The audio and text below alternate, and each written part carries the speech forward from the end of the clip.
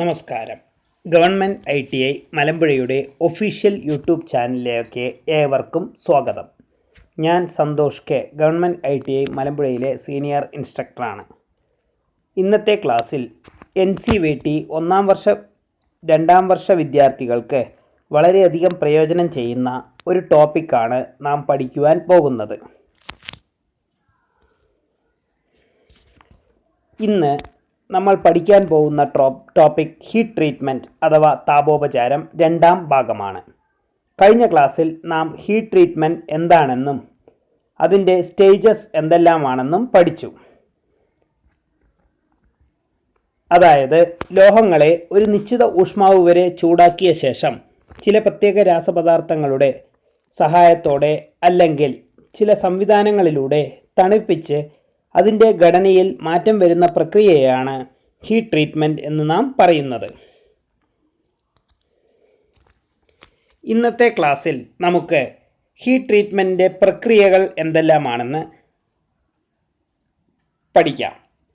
രണ്ടാമതായി ലോഹത്തിൻ്റെ ഉപരിതല കാഠിന്യം കൂട്ടുന്ന പ്രക്രിയകൾ ഏതെല്ലാമാണ് എന്ന കാര്യം ഇന്നത്തെ ക്ലാസ്സിൽ നമുക്ക് പഠിക്കാം.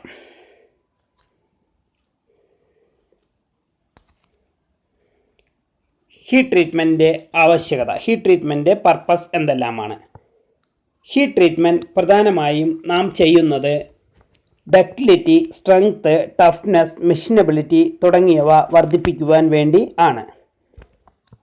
നാം മില്ലിംഗ്, ടേണിംഗ്, ഷേപ്പിംഗ് തുടങ്ങിയ പ്രോസസ്സുകൾക്ക് ഒരു മെറ്റലിനെ വിധേയമാക്കുമ്പോൾ അതിൻ്റെ ഹാർഡ്നെസ് കൂടിയിരുന്നാൽ പെട്ടെന്ന് അത് പൊട്ടിപ്പോവാനുള്ള സാധ്യത കൂടുതലാണ്. അതുമാത്രമല്ല, അതിലുപയോഗിക്കുന്ന കട്ടിംഗ് ടൂളും വളരെ വേഗം നശിച്ച് പോകും. ഇത് ഒഴിവാക്കാൻ വേണ്ടിയാണ് നാം ഹീറ്റ് ട്രീറ്റ്മെൻറ്റ് ചെയ്യുന്നത്.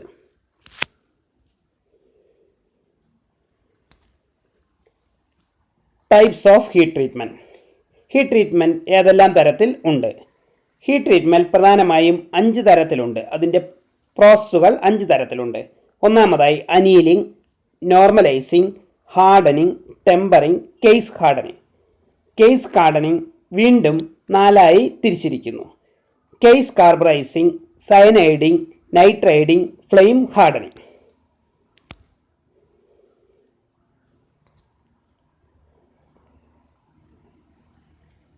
Annealing.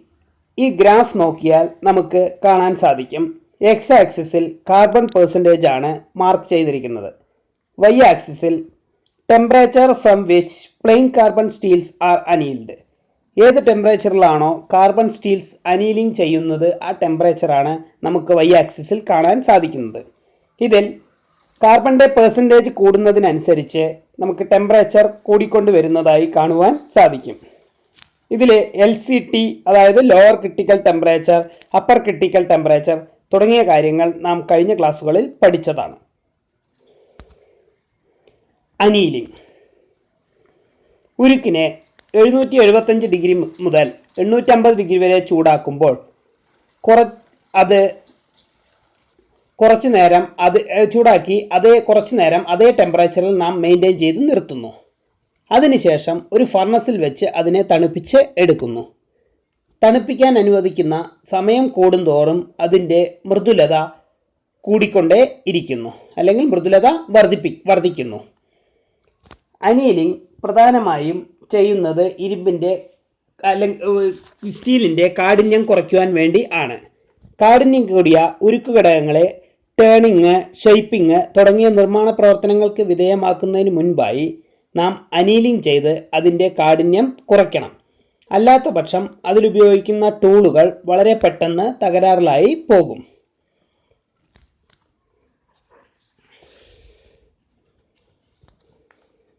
Purpose of annealing.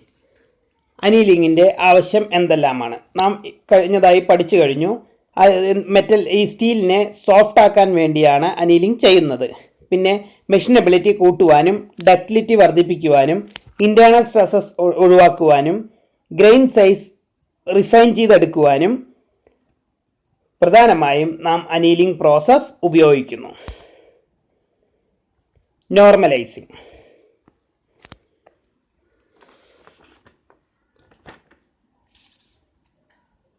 Normalising പ്രധാനമായും ചെയ്യുന്നത് ഉരുക്ക് മുതലായ ലോഹങ്ങളുടെ ആന്തരിക ഘടനയ്ക്ക് അതിൻ്റെ പല ഭാഗങ്ങളിലും വ്യത്യസ്തത ഉണ്ടായിക്കൊണ്ടേയിരിക്കും. അത് എന്തുകൊണ്ടാണ് സംഭവിക്കുന്നത് എന്ന് വെച്ച് കഴിഞ്ഞാൽ, നാം മെറ്റലിനെ കണ്ടിന്യൂസ് ആയിട്ട് ഹാമറിങ് ചെയ്യുമ്പോഴോ അല്ലെങ്കിൽ അൺഈവനായ കൂളിംഗ് നടത്തുമ്പോഴോ മെറ്റലിനുള്ളിൽ തന്നെ സ്ട്രെസ്സസും സ്ട്രെയിൻസും ഫോം ആകും. ഇത് ഒരു കാസ്റ്റിങ്ങോ ഫോർജിങ്ങോ ചെയ്യുന്ന സമയത്ത് റിമൂവ് ചെയ്ത് കളയേണ്ടത് വളരെയധികം അത്യാവശ്യമാണ്. അല്ലെങ്കിൽ ആ മെറ്റൽ നാം ഏതെങ്കിലും വർക്കുകൾക്ക് ഉപയോഗിക്കുമ്പോൾ വളരെ പെട്ടെന്ന് അത് പൊട്ടിപ്പോകും. ഇത് ഒഴിവാക്കാൻ വേണ്ടിയാണ് നാം നോർമലൈസിങ് ചെയ്യുന്നത്. ആ അവസ്ഥയിൽ മെഷീൻ ചെയ്തെടുക്കുമ്പോൾ ചിലപ്പോൾ ഉദ്ദേശിച്ച ഫലം നമുക്ക് ലഭിക്കില്ല. അതായത് കാഠിന്യം, ടഫ്നെസ്, ബ്രിട്ടിൽനെസ് തുടങ്ങിയ കാര്യങ്ങൾ ഏകീകരിക്കുവാൻ വേണ്ടിയാണ് നാം നോർമലൈസിങ് പ്രധാനമായും ചെയ്യുന്നത്. ലോഹത്തെ ഒരു നിശ്ചിത ഊഷ്മാവ് വരെ ചൂടാക്കി അതേ ഊഷ്മാവിൽ അല്പനേരം നിലനിർത്തിയ ശേഷം വായുവിൻ്റെ സഹായത്താലാണ് തണുപ്പിച്ചെടുക്കുന്നത്. ശരാശരി അപ്പർ ക്രിട്ടിക്കൽ ടെമ്പറേച്ചർ എന്ന് പറയുന്നത് 725 ഡിഗ്രി സെൽഷ്യസ് മുതൽ 850 ഡിഗ്രി സെൽഷ്യസ് വരെ ആണ്. നോർമലൈസിങ്ങിൻ്റെ പ്രധാന ആവശ്യം എന്താണെന്ന് വെച്ച് കഴിഞ്ഞാൽ, ഇൻറ്റേർണൽ ആയിട്ടുള്ള സ്ട്രെസ്സസ് ഒഴിവാക്കാൻ വേണ്ടിയാണ് നോർമലൈസിങ് പ്രധാനമായും ചെയ്യുന്നത്. മെറ്റലിൻ്റെ കാഠിന്യവും അതിനനുസരിച്ച് കൂടുന്നു.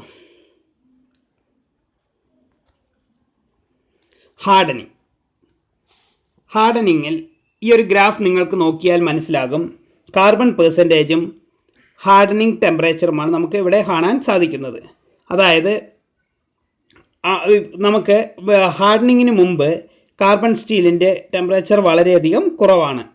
ഹാർഡൻ ചെയ്ത് കഴിയുമ്പോൾ കാർബണിൻ്റെ പെർസെൻറ്റേജ് കൂടുന്നതിനനുസരിച്ച് ടെമ്പറേച്ചർ വളരെ വേഗം കൂടുന്നതായി നിങ്ങൾക്ക് കാണുവാൻ സാധിക്കും.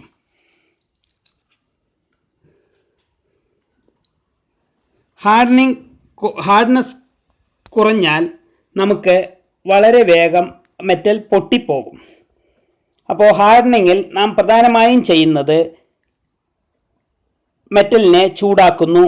എബോവ് ക്രിട്ടിക്കൽ ടെമ്പറേച്ചറിൽ തന്നെ ചൂടാക്കുന്നു, അതേ ടെമ്പറേച്ചറിൽ തന്നെ മെയിൻറ്റെയിൻ ചെയ്യുന്നു, പെട്ടെന്ന് തണുപ്പിക്കുന്നു.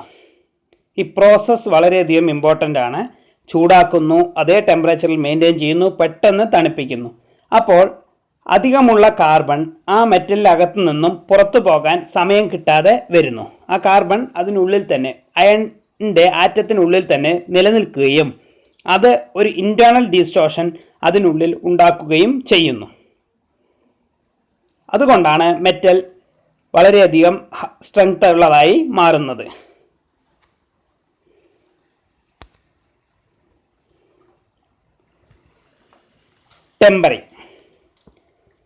ടെമ്പറിങ് ഈ ഗ്രാഫ് നിങ്ങൾക്ക് നോക്കിയാൽ മനസ്സിലാകും. ടെമ്പറേച്ചർ ഫോർ ടെമ്പറിങ്ങും അതിൻ്റെ കാർബൺ പെർസെൻറ്റേജ്, അതായത് കാർബൺ പെർസെൻറ്റേജ് രണ്ടുമാണ് നമുക്കിതിൽ കാണുവാൻ സാധിക്കുന്നത്. ഇതിൽ കാർബൺ പെർസെൻറ്റേജ് എക്സ് ആക്സിസിലും ടെമ്പറേച്ചർ വൈ ആക്സിസിലുമാണ് നാം മാർക്ക് ചെയ്തിരിക്കുന്നത്. ഇവിടെ എല്ലാം കാർബൺ പെർസെൻറ്റേജ് കൂടുന്നതിനനുസരിച്ച് ടെമ്പറേച്ചർ കൂടുന്നതായി കാണുവാൻ സാധിക്കും.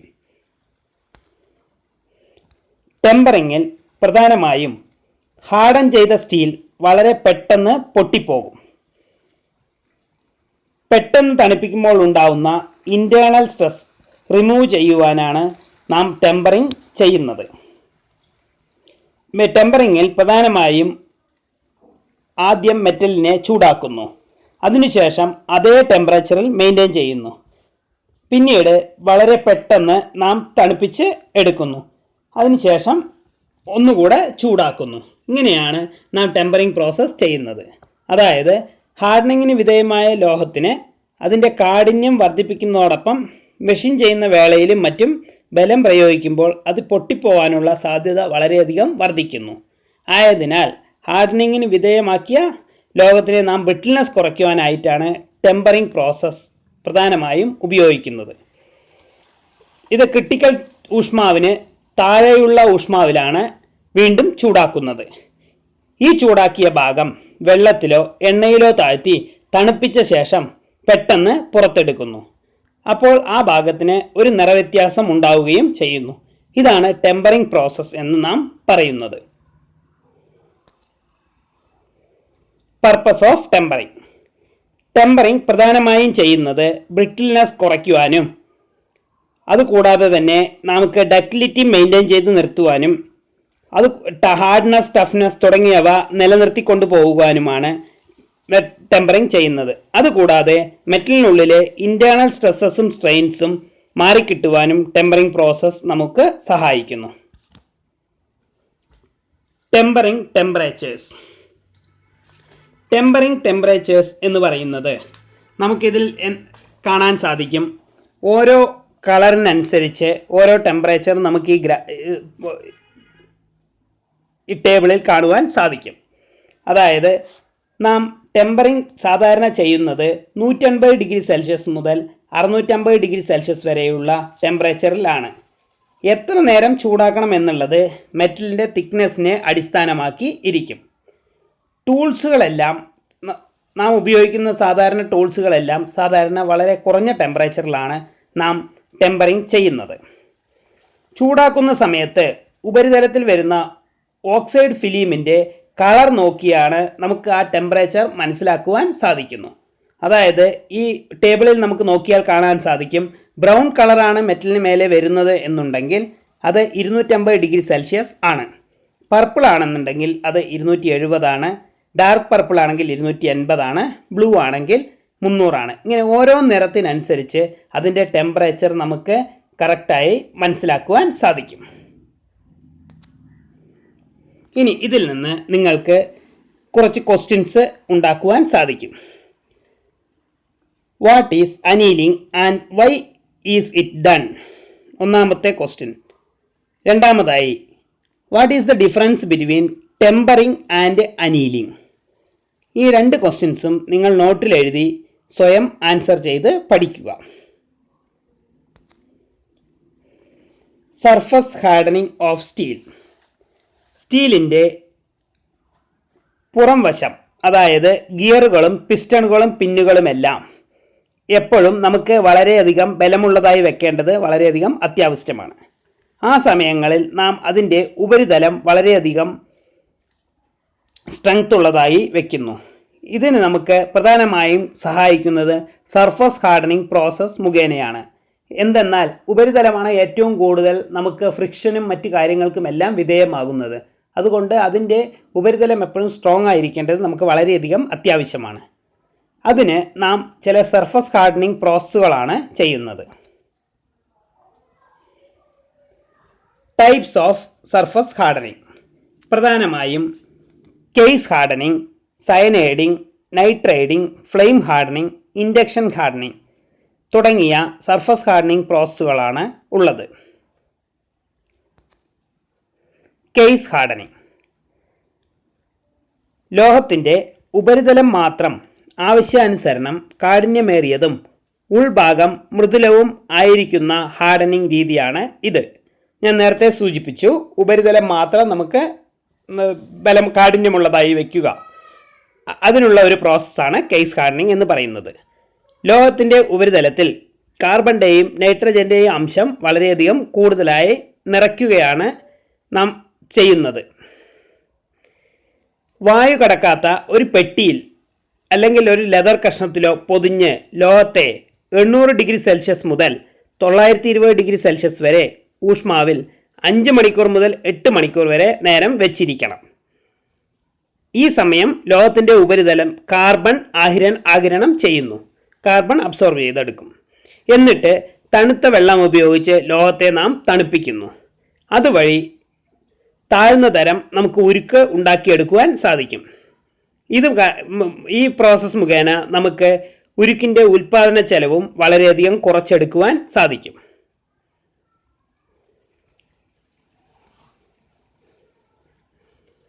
സയനൈഡിങ്. ലോഹത്തകിടുകളെ അപ്പർ ക്രിട്ടിക്കൽ ടെമ്പറേച്ചർ വരെ ചൂടാക്കിയ ശേഷം അതിൽ പൊട്ടാസ്യം സയനൈഡിൻ്റെ പൊടി വിതറുന്നു. എന്നിട്ട് തണുത്ത വെള്ളം ഉപയോഗിച്ച് തണുപ്പിക്കുന്നു. സയനൈഡിങ് ചെയ്യുമ്പോൾ ലോഹം കാർബണും നൈട്രജനും ആഗിരണം ചെയ്ത് കാഠിന്യമുള്ളതായി മാറുന്നു.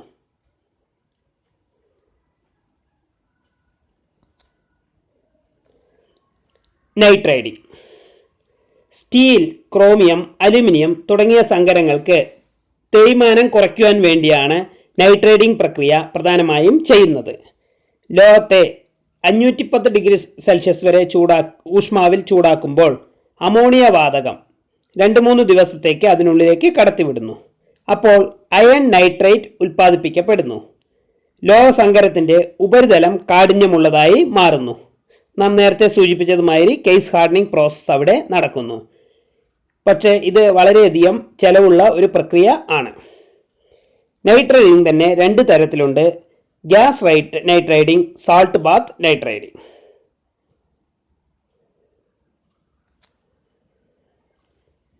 Flame hardening. കാഠിന്യം വർദ്ധിപ്പിക്കേണ്ട ലോഹത്തെ ആദ്യം എന്ത് ചെയ്യുന്നു? ഒരു ദണ്ടിൽ ഉറപ്പിച്ചിരിക്കും. ഇവിടെ നമുക്ക് നോക്കിയാൽ മനസ്സിലാകും.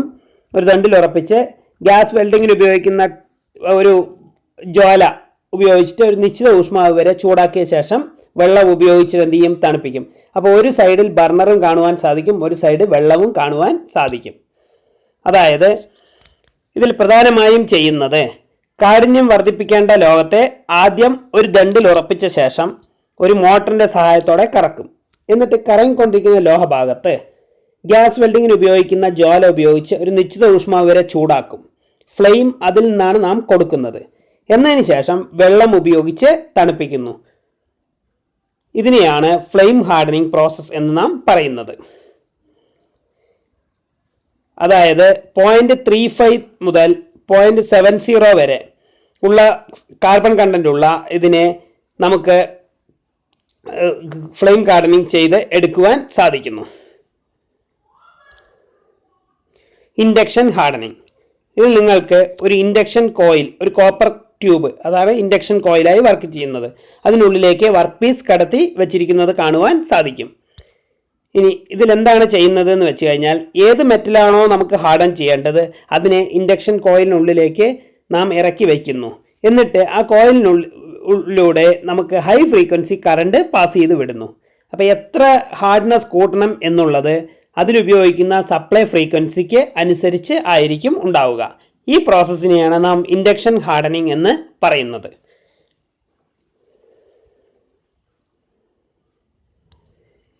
ഇതിൽ നിന്ന് നമുക്ക് കുറച്ച് ക്വസ്റ്റ്യൻസ് ഉണ്ടാക്കിയെടുക്കുവാൻ സാധിക്കും. What is carburising and nitriding? രണ്ടാമതായി, what is flame hardening and induction hardening? ഈ 2 ക്വസ്റ്റ്യൻസും നിങ്ങൾ നോട്ടിൽ എഴുതി വൃത്തിയായി പഠിക്കുക.